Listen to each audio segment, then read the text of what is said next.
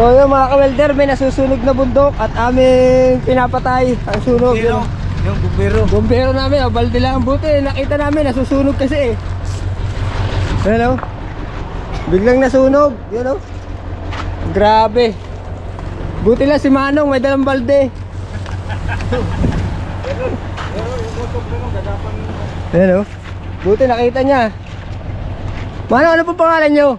Ano po dahilan at bit nyo pinatay ang apoy? Sneaker. Yan o, bundok na nasusunog. Yan o, grabing usok o.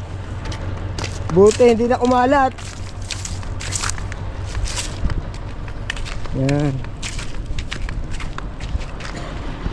Galing ni tatay o. Naisipan nyo pa yun. Tabo-tabo lang, napatay niya yung sunog. Sino ba nagsilab niyan? Ikaw? Hindi, hindi ko alam.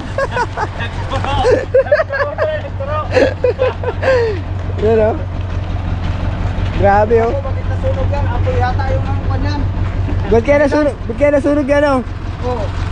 Kinukuha lang namin yung kahoy, biglang nasunog. So yun, mga welder na. Ito, wala naman to, hindi naman to makakapagsindi. Yan o. Wala siyang lighter. May hawak pala.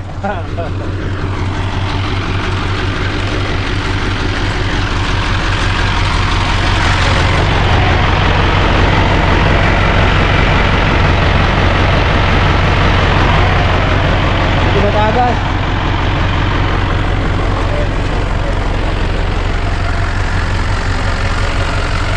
Yan eh. Grabe. Tubig. Yun, nakita ni Manong. Yun o. Buti o, nakita ni Manong. May tubig kami, timing. Yan o. Motor. Oo. Eh, binubusan niya, mano-mano, balde.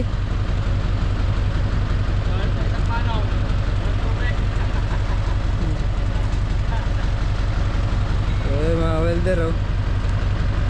Sunog sa kabundukan. Buti na pula ni Manong. Yo, shout out kay Manong.